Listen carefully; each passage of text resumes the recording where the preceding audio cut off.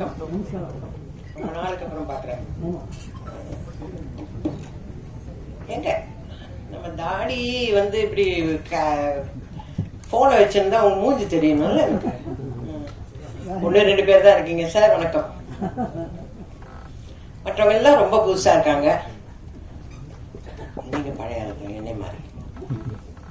உங்க எல்லாருக்கும் வணக்கம் வணக்கம் வணக்கம். நன்றி. நீங்க எல்லாரும் வந்திருக்கீங்க, ரொம்ப சந்தோஷம். இந்த கான் சிட்டி இத பத்தி சொல்றதுக்கு முன்னாடி இந்த கான் சிட்டிங்கிற விளக்க எல்லாருமா சேர்ந்து ஏற்றி வச்சிருக்காங்க. இது ஜெகஜோதியா எரியணும்னா நீங்க எல்லாரும் அதை அப்பப்ப தூண்டி விட்டுட்டே இருக்கணும். இதுதான் பிரஸ் அண்ட் மீடியாவுடைய மிகப்பெரிய பணி. அந்த பணி நீங்க நல்லா சிறப்பா செய்வீங்கன்னு நான் உங்க எல்லாரையும் நம்புறேன். தயவு செஞ்சு இப்ப கான்சிட்டிக்கு வருவோமா? பேசினவங்க எல்லாரும் கான்சிட்டியில அம்மா நல்லா நடிச்சிருக்காங்க, நல்லா பண்ணியிருக்காங்க. சார் சொன்னாரு, மோகன் சார் சொன்னாரு, அவங்க ஒரு பார்வை பார்த்தாங்க பாருங்க. நான் எதையுமே பார்க்கல. என் போர்ஷன் வரலாம் டப்பிங் பேசிட்டு வந்துட்டேன். டைரக்டர் ஹரிஷ் சார் அவரை நாகராஜ் சார் தான் கூட்டிட்டு வந்தாரு. ஏன்னா அவரை பத்தி சொல்லணும்னா அடுத்த படம் எனக்கு வாங்கி கொடுக்க மாட்டாரு. அதனால அவரை பத்தி சொல்லிடுறேன். சொல்லணும்ல, அடுத்த படம் சான்ஸ் வேணும், முடிஞ்சிருச்சு. அவர் கூட்டிட்டு வரும்போது நான் கார்த்திகை தீபம்னு ஒரு சீரியல்ல இருந்தேன். பட்டையா விபூதி பூசிட்டு பெரிய பொட்டெல்லாம் வச்சுட்டு உட்கார்ந்தாங்க. அவரோட எக்ஸ்பிரஷன் அதுவே இது இல்லை, எங்களுக்கு வேற ஜானகி வேணும் அப்படிங்கிற மாதிரியே பார்த்துட்டு வந்தாரு. அதனால இவர் தான் டைரக்டர், நாங்க படம் பண்ண போறோம். அவரை பத்தி பேக்ட்ராப் எல்லாம் இப்ப ஒவ்வொருத்தரா பேசும்போது தான் தெரியுது அவரு ஈபியா இருந்திருக்காரு. ஏன்னா எங்களுக்கு கிடைச்ச ஒரே ஈபி பரத் தான். ஓகேங்களா? ஓ, இவரும் ஈபியா இருந்திருக்காரா அப்படின்னு இப்பதான் நான் கேள்விப்பட்டேன். அவர் கதை சொல்ல ஆரம்பிக்கல, ஆனா கேரக்டர் சொல்றது, அதாவது இந்த படத்துல நீங்க நடிக்கணும் அப்படின்னு கேட்க வந்தார். முதல்ல எடுத்தோடனே சொன்னாரு, அம்மா நான் மேடம் இந்த கேரக்டர் நான் உங்களுக்காக தான் எழுதுனேன்னு பொய் சொல்ல மாட்டேன். நான் எங்க மனசுல வேற ஒரு ஆர்டிஸ்ட் பேர் சொன்னார். அப்பவே வடிவு கரைச்சிக்க, அப்புறம் எதுக்கு என்ன பார்க்க வந்த அப்படின்னு எனக்கு ஒரு திமிர் இருக்கும்ல நார்மலா. அப்புறம் எதுக்கு என்ன பார்க்க வந்த அப்படின்னு பாக்கல. ஆனா நீங்க அந்த கேரக்டர் பண்ணணும். சரிங்க சார், நான் உங்ககிட்ட கதை சொல்லணும், என்னைக்கு வரணும்? நம்ம வீட்டுல எல்லாம் எப்படின்னா, சினிமாங்கிறது என்னோட தொழில். நீ போறியா, நடிச்சியா, அதோட பேக்கப் ஆகி வீட்டுக்கு வந்தா வீட்டு வேலையை பாரு, எங்களுக்கு என்ன செய்யணுமோ அதை செய். அந்த மாதிரி கேரக்டருங்க நம்ம வீட்டுல இருக்குதுங்க. இவரை நான் வீட்டுக்கு வாங்க சார் கதை சொல்லலாம் அப்படி நான் கூப்பிடவே முடியாது. அதெல்லாம் அந்த காலம். கதை கேட்டது, நாங்க போய் ஆபீஸ்ல உட்காந்து கதை கேட்டது எல்லாம் அதே தான் நான் இங்க பண்ணேன். நாகராஜ் சார்கிட்ட சொன்னேன், எப்ப நான் வரேன் ஆபீஸ்க்கு கதை கேட்கறதுக்கு, வேலை தானே, நமக்கு வேலை வேணும்னா எங்க வேணா போய் வேலையை கேட்டு வாங்கிக்க வேண்டியதுதான். அப்படி நான் போனேன். படிக்கட்டு ஏறி போயாச்சு.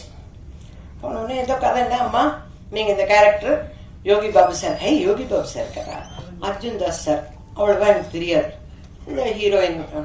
சரி, இவ்வளவுதான் சொல்லுவாங்கன்னு நான் நினைச்சு போனேன். நம்ம போனா ஈவினிங் ஏதோ பேசிட்டு இதுதான் இது சம்பளம் இப்படி இப்படி கொடுக்கணும் சொல்லுவாங்க, அதோட வந்துட போறோம். ஆனா ஒரு லேப்டாப் எடுத்து வச்சுக்கிட்டார். ஓகேங்களா? நானும் சாரு மட்டும்தான் இருக்கணும். நான் இந்த நிமிஷம் சாருன்னு தான் கூப்பிடுறேன் அவரை. ஏன்னா உங்களை சாரு எல்லாரும் அவரை பேர் சொல்லி கொடுப்பாங்க. ஆனா எனக்கு அவர் டைரக்டர் சார். நான் உங்களையும் அப்படித்தானே சார் கூப்பிடுவேன். ஒத்த பண்ண மரம் நம்ம அப்படித்தானே சார் கூப்பிடுவோம். சார் சொல்லுங்க சார். ஆரம்பிச்சாங்க. நான் சிரிக்கிறேன். மங்களபுரம், என் பேரு ஜானகி, ஜாக்கி, அதெல்லாம் சொல்ல சொல்ல சிரிச்சுக்கிட்டே இருக்கிறேன். நான் பாட்டு கிட்டத்தட்ட ஒரு 2 தடவை டீ குடிச்சிட்டாங்க. டீ எடுத்து 2 தடவை குடிச்சிட்டாங்க. அந்த அளவுக்கு டைம். என்னவா சார், நல்லா இருக்கு சார். எனக்குள்ள நம்மளை காமெடி பண்ண சொல்றாரு இவருக்கு நம்பிக்கை இருக்கிறா? நான் ஏன்னா ஏற்கனவே வேற ஒரு ஆர்டிஸ்ட் போனணும்னு வந்தவர் இல்லையா சார். நல்லா இருக்கு சார். மியூசிக்கோட டிஆர் மாதிரியே இவரும் மியூசிக்கோடவே கதையெல்லாம் சொல்லி முடிச்சிட்டார். சொல்லி முடிச்சுட்டு நம்ம ஜாலியா பண்றோம். ஐயோ பரவாயில்ல, நல்ல பிள்ளைங்க, நல்ல பிள்ளைங்கல்ல, நம்மள டென்ஷனே இல்லாம ஜாலியா. அதுதானே வேணும். ஏன்னா சீரியல்ல போனா காலையில 10 மணிக்கு போய் இறங்கினா சாயந்தரம் 8 மணிக்கு பேக்கப் ஆகிறவங்க நானே பேசின்னு இருக்கோம். பக்கம் பக்கம் பக்கம் பக்கம் பக்கமா பேசணும். அப்பா இப்போ ஒரு பெரிய ரிலீஃப், ஜாலியா படம் பண்ணலான்னு சொல்றாங்க. அப்ப நம்ம ஜாலியா படம் பண்ண போறோம் அப்படின்னு நினைச்சு போயாச்சு.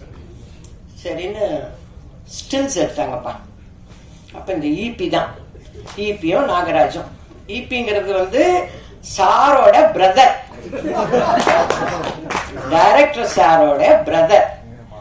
அவரே இயங்குவாரானா இயங்க மாட்டார், அவரையும் இயக்குறவர் இந்த இயக்குனர் தான். ஓகேங்களா? ஒரு பேட்டாவுக்கு கையெழுத்து போடணும்னாக்க அண்ணங்கிட்ட கேட்கிறமா, அண்ணன் கிட்ட கேட்கறதுக்கு நீ எதுக்கு ஈபி அப்படின்னு மனசுல அதான் சொல்லக்கூடாது, படம் கொடுத்து இருக்க மாட்டோம் அப்படின்னு பேசாம போனோம். ஸ்டில்ஸ் எல்லாம் எடுத்தாங்க. ஸ்டில் எடுக்கும் போது யாருமே பக்கத்துல இல்லைங்க. அர்ஜுன் தாஸ் தம்பி வரல, எல்லாரும் பூஜையில மட்டும் பார்த்து அவரை பார்த்து கேட்கிறேன், தம்பி நீங்க உங்க படம் ஷூட்டிங் முடிஞ்சோன்னா பிரியாணி போடுவீங்களாமே? என்ன கேள்வி பாருங்க. ஏன்னா எனக்கு அவரை பத்தி வேற எதுவுமே தெரியல. பிரியாணி ஆமாம்மா இதுக்கும் போடலாமா அப்படின்னு. ஓகே அப்படின்னு கேட்டுட்டு வந்துட்டேன். அப்புறம் யோகி பாபு சார் வந்தாரு. எனக்கு அவரை ரொம்ப பிடிக்கும். அதனால அவங்க வீட்டோட எனக்கு ரொம்ப ஃப்ரெண்டு. அவங்க வீட்டு அம்மாவும் நானும் நல்ல ஃப்ரெண்ட்ஸ். எனக்கு அது மகாலட்சுமி. அது அதனால அவரை ரொம்ப பிடிக்குமா. அவரு டிக் டாக் டிக் டாக் இப்போ சொல்லிட்டு போனாரு பாருங்க. கணேஷ் சார் சொன்னாரு, ஏய் நீ ஆடியோ லான்ச் இதுக்கெல்லாம் வருவியா அப்படின்னு கேட்டாரு. பார்த்தீங்களா? அந்த கேள்விதான். அந்த மாதிரிதான் இருந்தாரு. படப்படன்னு வந்து போயிட்டாங்க. ஸ்டில் எடுக்கும்போது நான் மட்டுமே நிக்கிறேன். ஆனா ஸ்டில்லா போகும்போது என் பக்கத்துல யோகி பாபு சார் இருக்காரு.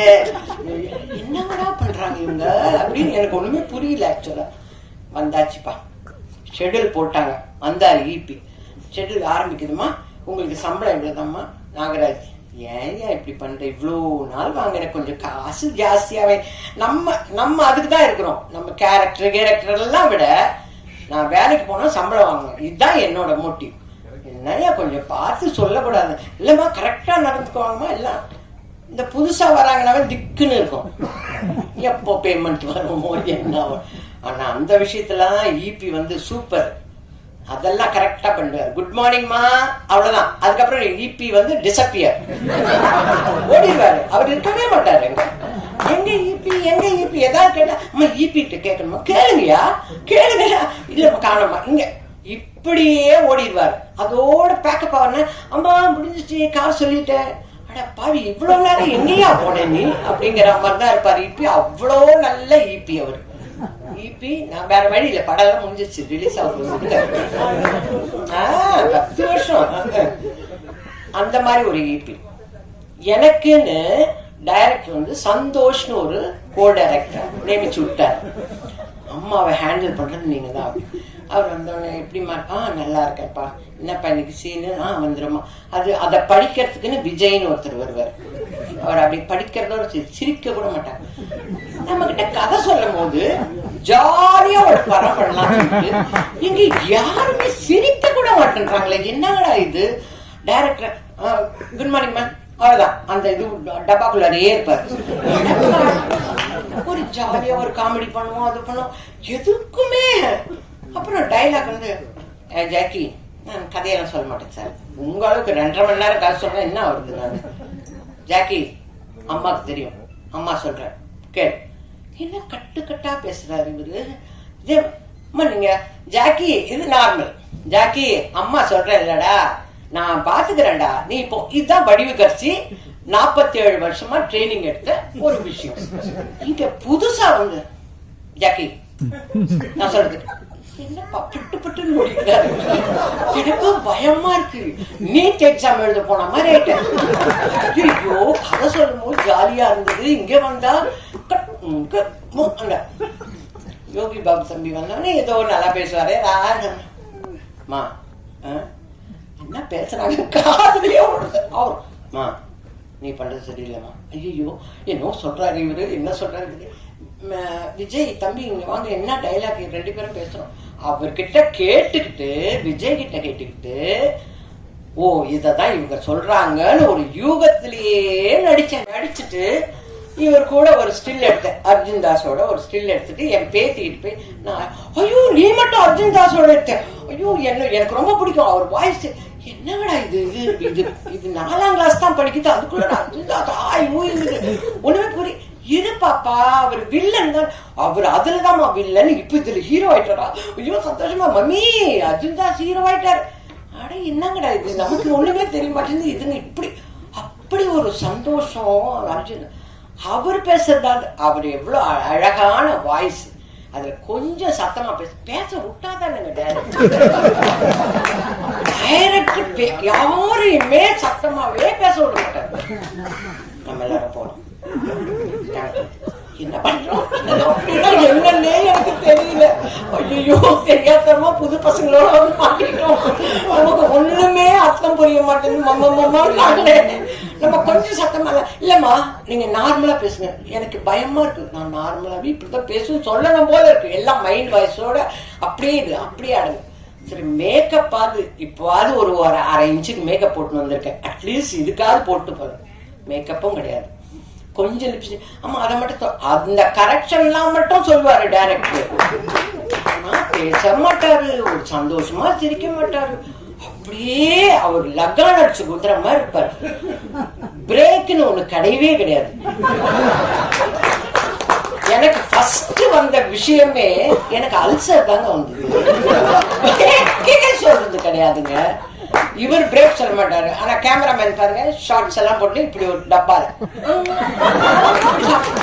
என்னடா நீங்க எங்களுக்கு பிரேக் சொல்ல மாட்டேங்க, நீங்க இவர் ஏதோ மோர் எடுத்து ஓகே நெக்ஸ்ட், ஆனா போயிடலண்ணா யோகி பாபு சார் வருவார், எல்லாம் சொல்லிட்டு ஹரிஷ் இந்த டைலாக் இப்படி சொல்றேன் கேட்டுக்குவார், இது நல்லா இருக்குண்ணா, ஆனா இது வேணாம் இப்போ இது சொல்ல,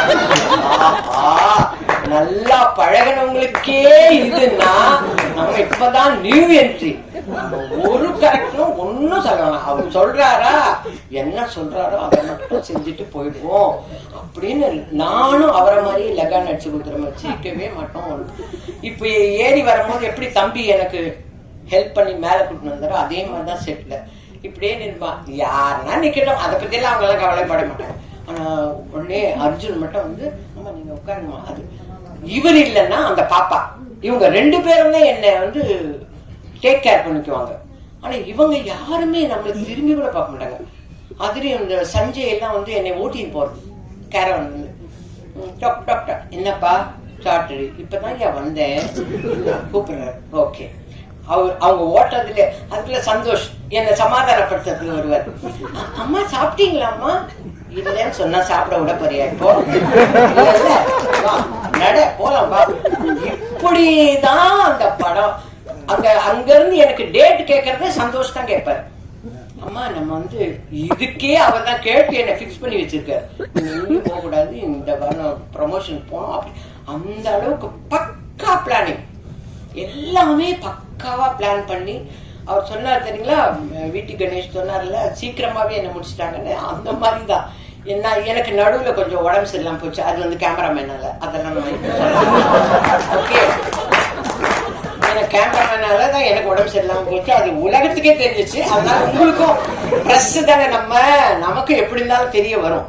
ஓகே அதான் அவரால் உடம்பு சரியில்லை, எப்படி அம்மா வருவாங்களா மாட்டாங்களா, நான் சொல்றேன் இந்த டேட்ல நான் ஹாஸ்பிட்டல் போறேங்க.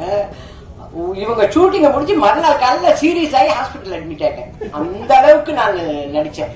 ஆனா எனக்கு ஒண்ணுமே என்னை போட்டு புழிஞ்சாங்கன்னால சொல்லவே மாட்டேன். ஏன்னா 2 டைலாக் தான். ஜாக்கி நீ வா, ஹாஸ்பிட்டல்லையா அட்மிட் ஆயிருக்காங்க, இப்ப பார்க்க முடியாது, இந்த மாதிரிதான் டைலாக். இது எனக்கு என்ன வேலை சொல்லுங்க, புரியுற மாதிரி எல்லாம் ஒரு வேலையும் இல்லை. இதெல்லாம் ஈபிக்கும் இந்த நாகராஜுக்கும் தெரியும். அதனாலதான் சம்பளத்தை அப்படியே குறைச்சி அப்படி போட்டது. நீ என்ன பெருசா பண்ண போறேன்றதுக்காக அவங்க 2 பேருக்கும் தெரியும். அந்த மாதிரிதான் நடிச்சோம். ஆனா கேமராமேன் சார் பண்ண ஒரு புடிவாதம், பயங்கர புடிவாதம். எனக்கு ஐ லைக் ஒன்லி மை கிராணி எல்லாம் சொல்லுவாரு. ஐ எம் ஆல்சோ யுவர் கிராணி பா ப்ளீஸ் அப்படின்னு. அதை கேட்க மாட்டான். இதை மட்டும் ஐ லைக் கிராணின்னு சொல்லிட்டு அதோட போயிடுமே சார். புடிவாதம், சொன்ன பேச்சையே கேட்காத பையன். இந்த பையன் சீக்கிரமா ஹீரோவா நடிக்கணும் ஒரு படத்துல. அந்த கேமராமேன் வெற்றி செய்யணும். எனக்கு அதுதான் மூக்குக்குள்ள